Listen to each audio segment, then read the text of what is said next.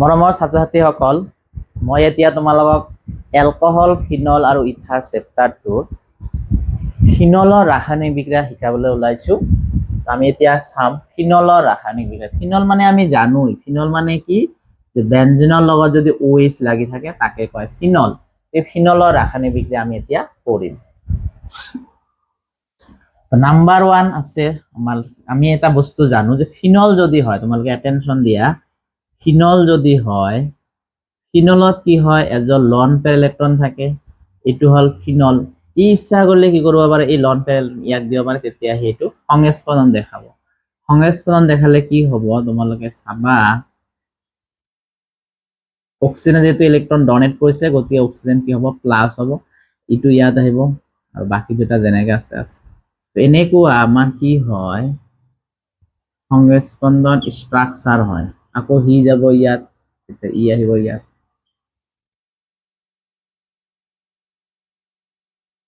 আকৌ ই যাব ইয়াত, তেতিয়া হি যাব ইয়াত।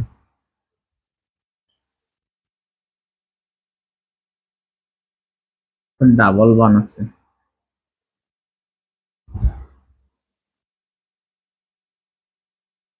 তেতিয়াহ'লে তোমালোকে এটা বস্তু লক্ষ্য কৰিছে না ইয়াতে, যে ফিনল থাকাৰ কাৰণে অৰ্থ আৰু পেৰা, এইটো অৰ্থ হ'ব 1 2, এইটো অৰ্থ হ'ব 1 2, এইটো হ'ল পেৰা। তাহলে অৰ্থ আৰু পেৰা মানে 2 নম্বৰ আৰু 4 নম্বৰত কি আছে,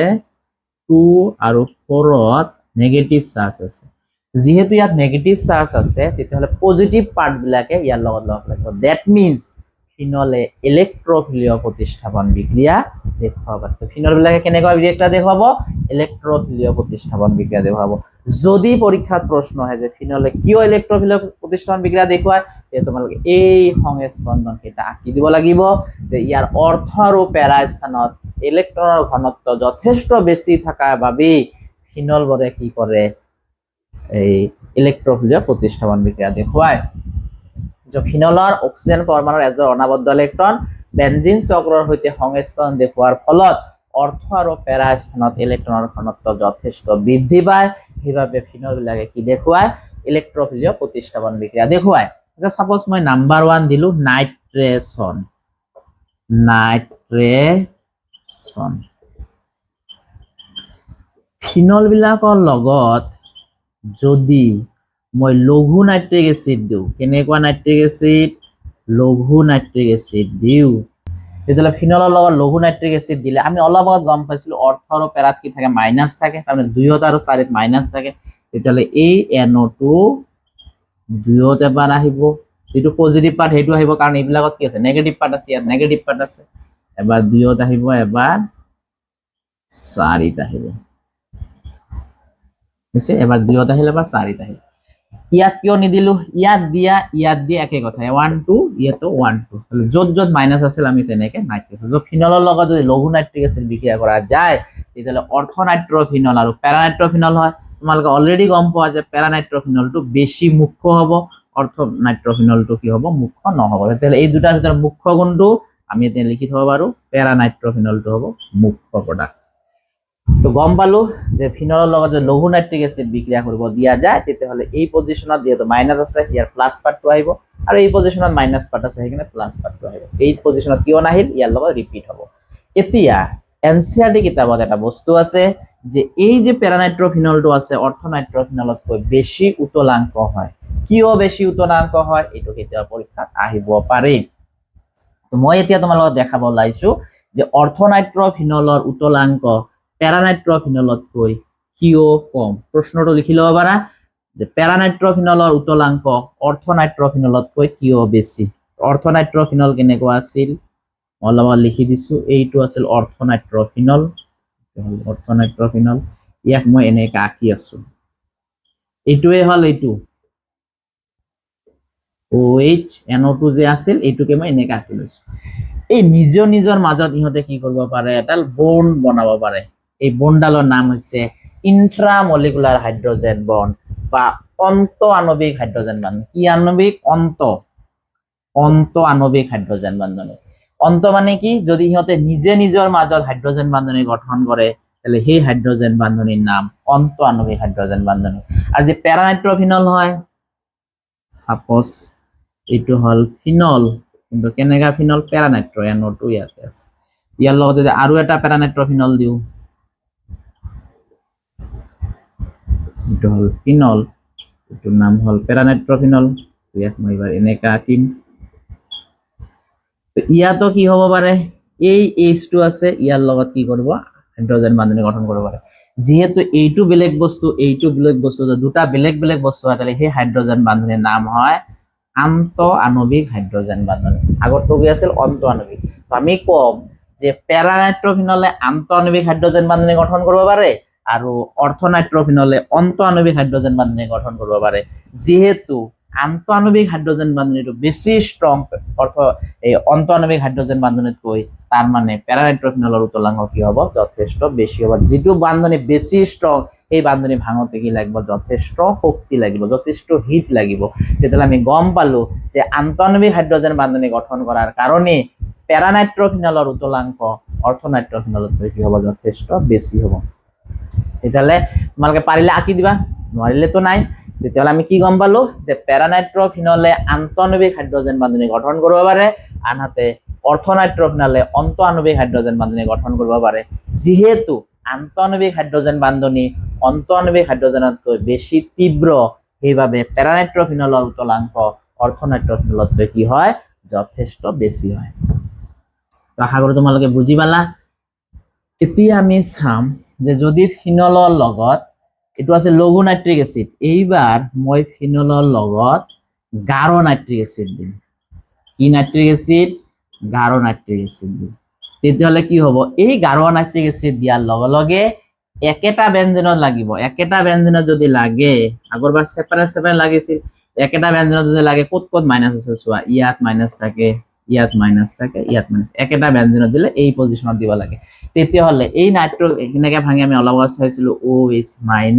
NO2 প্লাস একেটা নাইট্ৰজেন একেটাতে ভাঙাৰ কাৰণে লাগাৰ কাৰণে আমি কি হ'ব পজিটিভ পাৰ্ট ইয়াতো দিব লাগিব ইয়াতো দিব লাগিব দ্যাট মিন্স ইয়াত পজিটিভ পাৰ্ট হ'ব NO2 ইয়াত পজিটিভ পাৰ্ট হ'ব NO2 ইয়াত পজিটিভ পাৰ্ট হ'ব NO2 তেতিয়াহলে ইয়াৰ নাম কি হল গাঢ় নাইট্ৰিক এসিড দিয়াৰ লগে লগে 2,4,6 ট্ৰাই নাইট্ৰফিনল ইয়াৰ এটা কমন নেম আছে খুব important that is called picric acid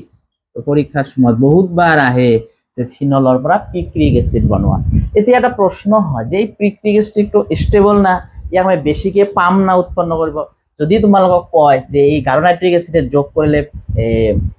ফিনলৰ লগত যিমানখিনি পিক্ৰিক এসিড পোৱা যায় এইখিনি পৰ্যাপ্ত নেকি তেতিয়াহলে নহব এটোৰ পৰা আমি বেছি পৰিমাণৰ পিক্ৰিক এসিড পাব নোৱাৰো তেতিয়াহলে আমি যদি বেছি পৰিমাণৰ পিক্ৰিক এসিড পাব লাগে তেতিয়াহলে আমি কি কৰিব লাগিব প্ৰথমে ইয়া সালফনেশন ঘটাব লাগিব কেনেকুৱা সালফনেশন তো প্ৰথমতে এই ফিনলৰ লগত মই গাঢ় সালফুৰিক এসিড যোগ কৰিব লাগিব এই গাঢ় সালফুৰিক এসিড যোগ কৰিলে এই সালফুৰিক এসিড ভাঙে OH SO3H প্লাস এই SO3H দুইটা আৰু চাৰিটা যত যত মেজৰ প্ৰডাক্ট এনেকুৱা হ'ব ইয়াৰ লগত যদি আকৌ মই গাঢ় নাইট্ৰিক এসিড দিও তেতিয়াহলে হ'ব এই সালফনেশন কেটা গুচি যাব ইয়াৰ পৰা নাইট্ৰেশন সোমাই যাব দ্যাট মিন্স কি হ'ব OH NO2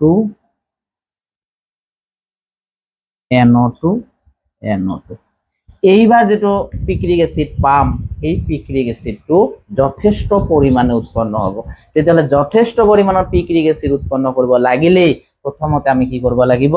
গাঢ় সালফুৰিক এসিড দিয়ে ইয়াক বিক্ৰিয়া কৰি ল'ব লাগিব গাঢ় সালফুৰিক এসিড বিক্ৰিয়া কৰিব দিলে প্ৰথমতে আমাৰ সালফনেশন হ'ব আৰু পিছত আমাৰ কি হ'ব পিক্রিক এসিড উৎপন্ন হ'ব তো এনেকেও আমি পিক্রিক এসিড বনাব পাৰে এটো পিক্ৰিক এসিড এটোও হ'ব ঠিকে কিন্তু এটো কম পৰিমাণৰ পিক্ৰিক এসিড হ'ব কিন্তু সালফনেশন যদি আমি ঘটাও ফিনলৰ লগত যদি আমি গাঢ় সালফুৰিক এসিড এড কৰিব দিও তেতিয়ালে প্ৰথমে সালফনেশন হ'ব আৰু এই সালফনেশনৰ পিছত আমি যেটো পাম এটো হ'ব আমাৰ পিক্ৰিক এসিড তো এনেকেও আমাৰ কি হ'ব আমি বনাব পাৰিম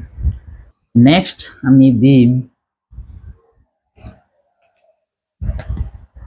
नेक्स्ट नंबर हेलोजिनेशन বা ব্ৰোমিনেশন মেইনলি ব্ৰোমিনেশন ইয়াতে আহে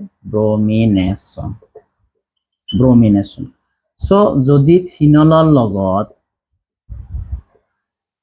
ব্রোমিন যোগ করা যায় at the presence of carbon disulphide একেবারে লো টেম্পারেচার 273 কেলভিন, তেতিয়াহ'লে কি হৈ যায় এই পজিশন অর্থ আৰু প্যাৰাথি আহি যায়, ব্ৰোমিন আহি যায়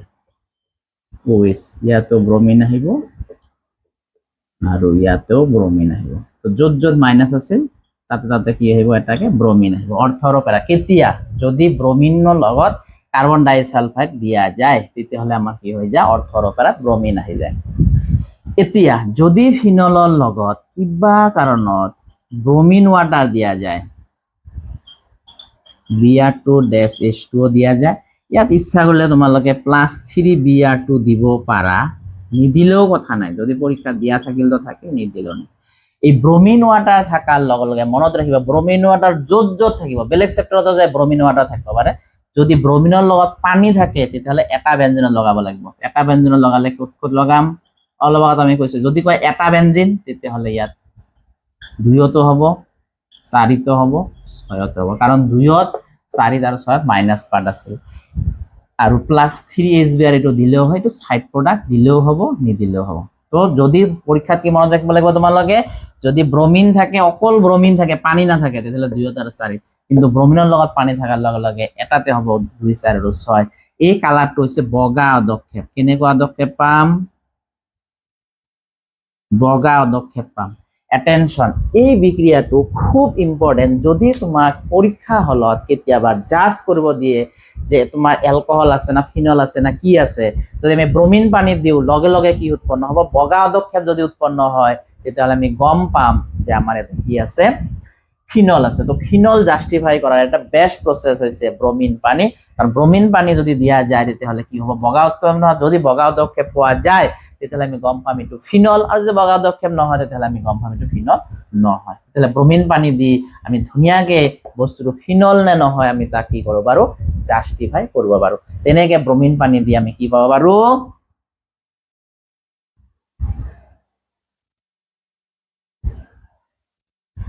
হল। তাহলে ব্ৰোমিন পানি দিয়ে আমি কি কৰব পাৰো, ফিনলক চিনাক্ত কৰব পাৰো। নেক্সট আমি চাম কলবৰ বিক্ৰিয়া। এতিয়া আৰু এইখিনি নালাগে। নেক্সট আমি চাম কলবস ৰিঅ্যাকশন। কলবৰ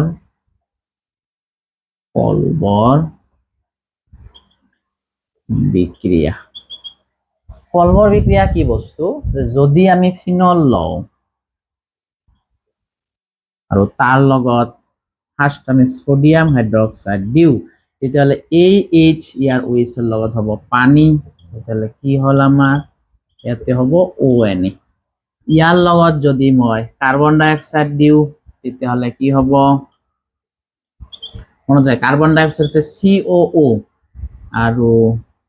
এই যে ইয়াৰ এটা H আছে, এই H2 ইয়াত আহিব, তেতিয়াহ'লে এইটো কি হ'ব COOH। এই H2 ক'ৰ পৰা আহিলে, এই ব্যঞ্জনত যেতিয়া কিবা এটা লাগে তাতে H2 নাথাকে, এই H2 এইটো, তাহলে আমাৰ হ'ল COH।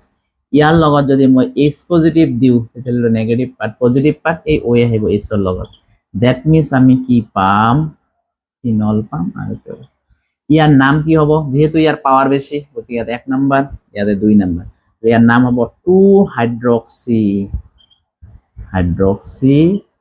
বেনজিন, তার লগত ওই গেছিল গতিকে বেনজানোইক অ্যাসিড। এর একটা কমন নেম আছে, that is called salicylic acid.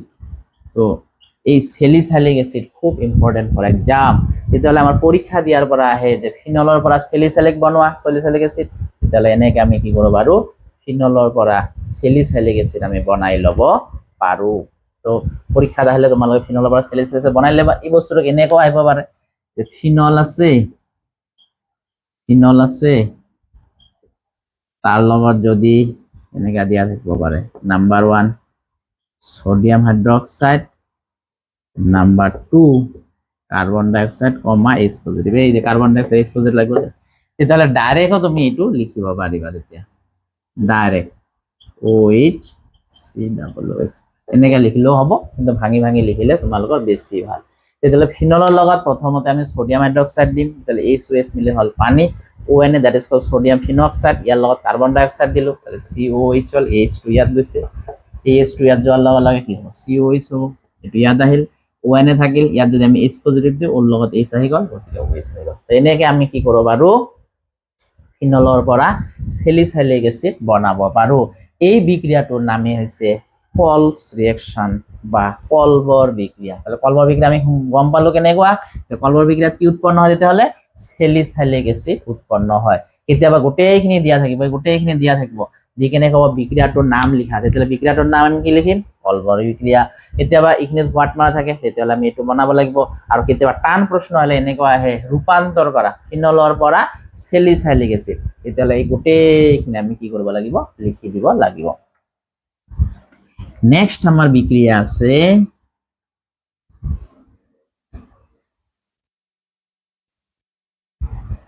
Reimer-Tiemann বিক্রিয়া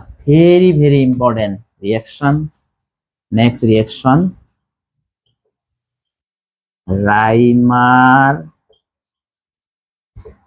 Reimer-Tiemann বিক্রিয়া খুব ইম্পর্টেন্ট রিঅ্যাকশন Reimer-Tiemann রিঅ্যাকশন তো এটো কেনেকুৱা সাপোজ আমি ফিনল ললো এইবাৰও ফিনলৰ লগত যদি মই সোডিয়াম হাইড্ৰক্সাইড দিও তেতিয়ালে কি উৎপন্ন হ'ব তোমালোকে অলৰেডি গম পাইছা যে ফিনলৰ H আৰু ইয়াৰ OH মিলি হ'ব পানী বাকি থাকিল ONA that is called sodium phenoxide এই সোডিয়াম ফিনক্সাইডৰ লগত যদি মই ক্লোৰোফৰ্ম দিও CHCl3 দিও তেতিয়ালে এই ইয়াৰ এটা HCl ৰ লগত লগ লাগিব তেতিয়ালে কি হল আমাৰ HCl ONA থাকিল ইয়াত HCl হল তেতিয়ালে ইয়াত বাকি থাকিল কি CHCl2 ইয়াত তিনিটা আছিল নহয় ইয়াৰ এটা H ইয়াৰ লগত গুচি গৈছে তাহলে HCl হল তাহলে থাকিল কি CHCl2 ইয়াৰ লগত যদি মই পুনৰ সোডিয়াম হাইড্ৰক্সাইড দিও তেতিয়ালে কি হ'ব টেনশন ইয়াৰ দুটা Cl এই এটাৰ লগত যাব Na এটাৰ লগত যাব H তেতিয়ালে বাকি থাকিল কি ইয়াতে দুটা Cl এটা Na লগত গৈছে Cl NaCl হ'ব আৰু HCl যাব তাহলে বাকি থাকিল ইয়াতে CH আৰু ইয়াত বাকি থাকিল O গম পাইছা Na গৈছে Cl লগত H গৈছে Cl CHO ইয়াৰ লগত যদি মই আকৌ এসিড দিও তাহলে তোমালোকে জানা O হল minus Na hall plus that means কি হ'ব এটো হল OH এটো হল CHO যে এই ওৰ লগত H আলটিমেটলি ফিনলৰ পৰা আমি কি পালো ইয়াত যদি এটো 1 নাম্বার এটো হল 2 নাম্বার তেতিয়ালে কি হ'ব 2 হাইড্রক্সি বেনজিন বেনজেলডিহাইড 2 হাইড্রক্সি বেনজেলডিহাইড ইয়াৰ এটা কমন নেম আছে ইয়াৰ কমন নেমটো হৈছে স্যালিসাইলেলডিহাইড ইয়াক স্যালিসাইলেলডিহাইডও কয় yes আমি সেটা লিখি দেব না একটু 2 হাইড্রক্সি বেনজেলডিহাইড এই 2 হাইড্রক্সি বেনজেলডিহাইডকে আমি কি কব পাৰো স্যালিসাইলেলডিহাইড তেতিয়ালে ইয়াৰ পৰা প্ৰশ্ন কি হ'ব পাৰে প্ৰশ্ন হল এটা হৈছে ৰূপান্তৰ কৰা বেনজিনৰ পৰা স্যালিসাইলেলডিহাইড তেতিয়ালে এনেকে আমি কৰিব লাগিব প্ৰথমতে সোডিয়াম হাইড্ৰক্সাইড দিলা HOH মিলি পানী হল O যায় Na লগত ONA ইয়াৰ এটা HCl ৰ লগত লগ লাগি হল HCl বাকি থাকিল CHCl2 ইয়াৰ লগত যদি মই সোডিয়াম হাইড্ৰক্সাইড দিও তেতিয়ালে দুটা Cl আছে এটা যাব Na লগত এটা গল H ৰ লগত থাকিল CHO এতিয়া ONA থাকিল O হল minus part plus part H ৰ লগত O লাগিলে হ'ব OH তো এতিয়া নাম হল 2 হাইড্ৰক্সি বেনজেলডিহাইড আৰু স্যালিসাইলেলডিহাইড কেতিয়াবা এনেকুৱা প্ৰশ্ন আহিব পাৰে ইয়াৰ পৰা এনেকুৱা দিয়া থাকে 1 নম্বৰত সোডিয়াম হাইড্ৰক্সাইড আৰু 2 নম্বৰত কাৰ্বন ডাই অক্সাইড কমা H পজিটিভ তেতিয়াহলে আমি ডাইৰেক্টলি এটো লিখিব পাৰিম তো কি হ'ব স্যালিসাইলেলডিহাইড হবে প্রথমে সোডিয়াম হাইড্রক্সাইড কার্বন ডাই অক্সাইড সরি এবার কার্বন ডাই অক্সাইড কি হবে ইয়াতে হবে ক্লোরোফর্ম কার্বন ডাই অক্সাইড দিলে তো কলস রিঅ্যাকশন হয় ক্লোরোফর্ম এইটো ক্লোরোফর্ম হল তো ক্লোরোফর্ম আর H পজিটিভ দিলে স্যালিসাইলেলডিহাইড পাম আৰু কেতিয়াবা দিয়ে গোটেইখিনি দিয়া থাকে দি কেনে কয় বিক্ৰিয়াটোৰ নাম লিখা তাহলে বিক্ৰিয়াটোৰ নাম কি হ'ব Reimer-Tiemann বিক্ৰিয়া এই গোটেইখিনি দিয়া থাকিব দি কেনে কয় বিক্ৰিয়াটোৰ নাম লিখা যদি আমি কি লিখিম Reimer-Tiemann বিক্ৰিয়া তো Reimer-Tiemann বিক্ৰিয়াটো নামও লিখব লাগে কেতিয়াবা ৰূপান্তৰ কৰা দিব যে বেনজিনৰ পৰা স্যালিসাইলেলডিহাইড এই গোটেই মাখা লিখিবা বা এইখিনিৰ পৰা এইখিনি দিলেও হ'ব এনেকে দিলেও বেছি ভাল এনেকে ধুনীয়াকে বুজা গৈছে তো ৰাইমাৰ টাইমন বিক্ৰিয়া কিন্তু আমাৰ পৰীক্ষাৰ কাৰণে ভেৰি ভেৰি ইম্পৰ্টেন্ট নেক্সট আমাৰ আছে জিঙ্কৰ গুড়িৰ সৈতে বিক্ৰিয়া নেক্সট হেডিং কি জিঙ্কৰ গুড়িৰ সৈতে বিক্ৰিয়া জিঙ্কৰ গুড়িৰ সৈতে বিক্ৰিয়া কেনেকুৱা এইটো তো ফিনল এটা আঁকিলো ইয়াৰ লগত যদি মই জিঙ্কৰ গুড়ি দিওঁ দি কিনে হিট দিওঁ তেতিয়াহ'লে কি হ'ব ডাইৰেক্টলি বেনজিন হ'ব এই Z10 আৰু O মিলি হ'ব Z10O তেতিয়াহ'লে ক'ব লাগিল এই H2 ক'ত যাব এই H2 ডাইৰেক্টলি ইয়াতে সোমাই আছে এটো এনেকা দিলেও হয় নিদিলেও হয় কিয় কাৰণ বাকি কাৰ্বন বিলাকত যে H দিয়া নাই সেই কাৰণে H2 নিদিলেও হয় H2 মনে মনে তাতে সোমাই আছে তেতিয়াহ'লে জিঙ্কক যদি আমি ফিনলক যে জিঙ্কৰ গুড়িৰ সৈতে উত্তাপিত কৰোঁ তেতিয়াহ'লে বেনজিন হয় এবাৰ পৰীক্ষাত এনেকা এটা প্ৰশ্ন আহিছিল যে ফিনলক জিঙ্কৰ গুড়িৰ সৈতে উত্তাপিত কৰিলে কি উৎপন্ন হয় তেতিয়া আমি কম যে বেনজিন উৎপন্ন হয় আশা কৰো তোমালোকে বুজি পালা এই Z10 আৰু O মিলি হৈছে Z10O এই H2 তাতে সোমাই আছে লাস্ট আমার একটা রিঅ্যাকশন আছে এটা হচ্ছে কি ফিনলৰ জাৰণ বিক্ৰিয়া কি বিক্ৰিয়া ফিনলৰ জারণ বিক্রিয়া তো ফিনলক জারিত করলে কি হয় আমি চাম এটা একটা ফিনল ইয়াক যদি মই জারিত কৰো at the presence of Na2Cr2O7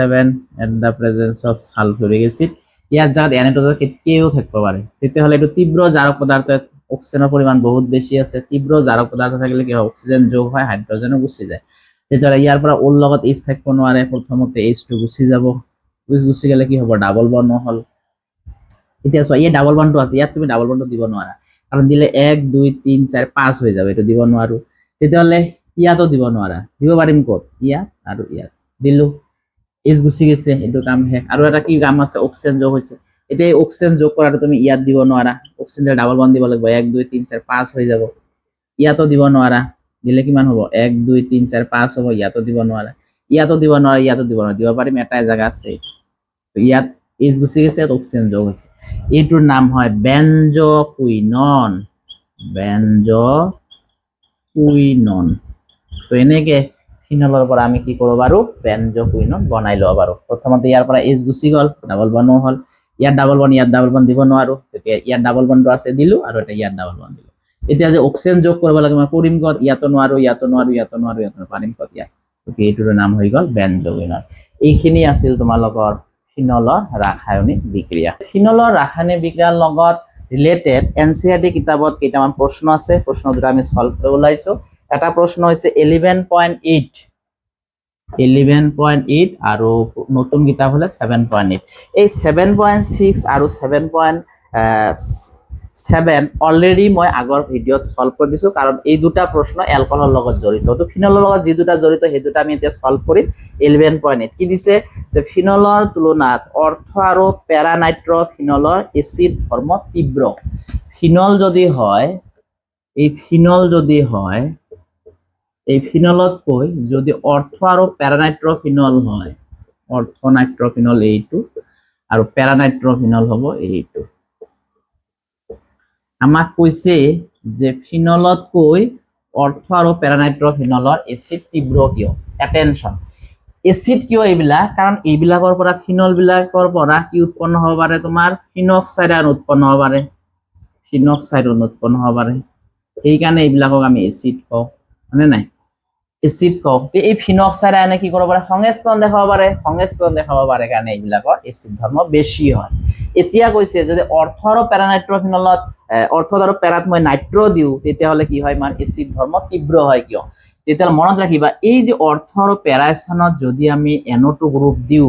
NO2 গ্ৰুপে কি কৰে সেই বেনজিন চক্ৰৰ সৈতে বেনজিন চক্ৰৰ যিখিনি এক্সট্ৰা ইলেক্ট্ৰন আছে আকৌ নিজৰ ফালে টানি লয় গতি সংস্পন্দনৰ পৰিমাণ বাঢ়ি যায় সংস্পন্দনৰ পৰিমাণ যিমানে বাঢ়ি যায় এই ফিনক্সাইড আয়নৰ সুস্থিৰতা সিমানে কি হৈ যায় বেছি হৈ যায় সেইভাবে অৰ্থ আৰু প্যাৰানাইট্ৰফিনলৰ উতলা কি কয়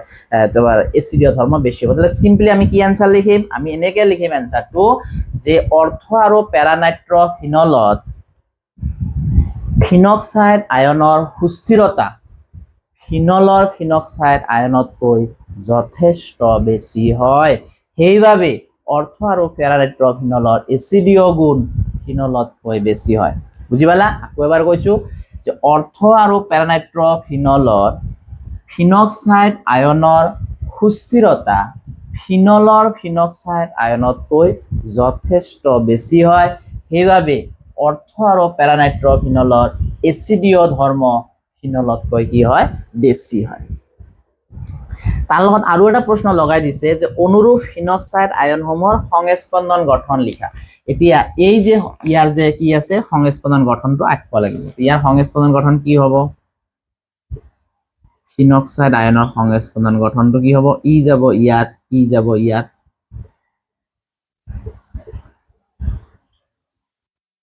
এইটো হল মাইনাস পার্ট এইটো হল এনেকুৱা নেক্সট ই যাকো যাব ইয়াত তেতিয়া হি যাব ইয়াত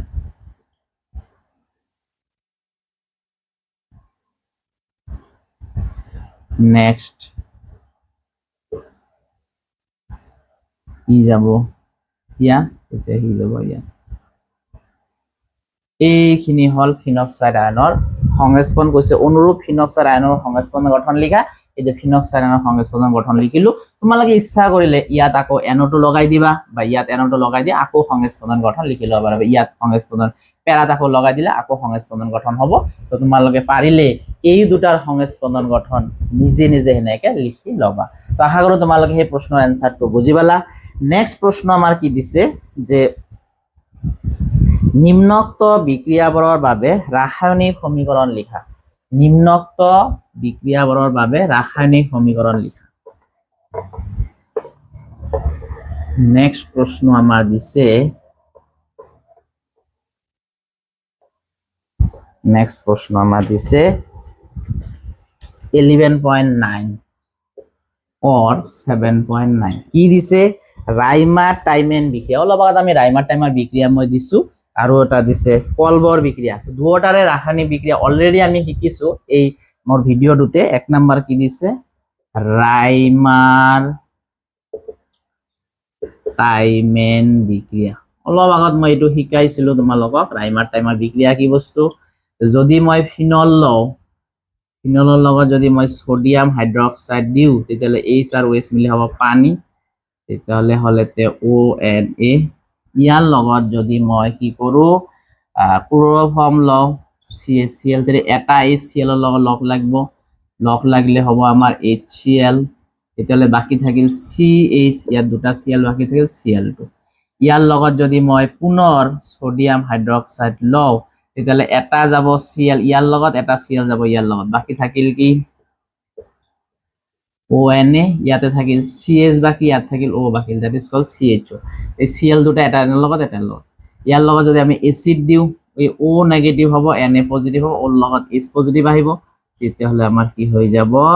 স্যালিসাইলএলডিহাইড হ'ব এই ওৰ লগত খালি H আহিল OH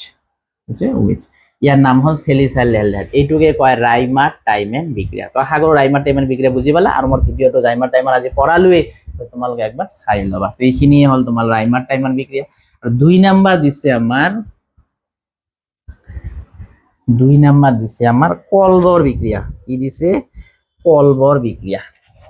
তো কলবৰ বিক্ৰিয়া কি বস্তু আছিল তো কলবৰ বিক্ৰিয়া আছিলে এবাৰ আমি কি শিকিম কলস ৰিঅ্যাকশন কলবৰ বিক্রিয়া তো এইটো অলপ আগত মই এইটো আজিয়ে ভিডিওটো শিকাইছিলো তো ফিনলৰ লগত যদি মই সোডিয়াম হাইড্ৰক্সাইড দিও তেতিয়ালে H আৰু OH মিলি কি হ'ব পানী হ'ব তেতিয়ালে থাকিল কি ONA ইয়াৰ লগত যদি মই আকৌ কাৰ্বন ডাই অক্সাইড দিও তেতিয়ালে এই কাৰ্বন ডাই অক্সাইড কেনেকৈ ভাঙে CO ইয়াৰ এটা H ইয়াত যাব তাৰ মানে কি হ'ব ONA এই পজিশনটোত আহিব COOH ইয়াৰ লগত যদি H পজিটিভ দিও O হ'ব নেগেটিভ পার্ট Na হ'ব positive part that means salicylic acid আমি পাম OH হল এই হল আর একটু হল তো স্যালিসাইলিক অ্যাসিড পাওয়া যায় তো এইটোৰে হল আমাৰ কলবৰ বিক্ৰিয়া তো এনসিআৰটি যিখিনি কিতাপ আছিল সেই কিতাপত দুটা প্ৰশ্ন আছিল এই দুটা প্ৰশ্ন অলৰেডি আমি সলভ কৰি দিলো তেতিয়ালে আজিৰ ক্লাছটো এইখিনিতে শেষ হল থ্যাঙ্কস ফৰ ওয়াচিং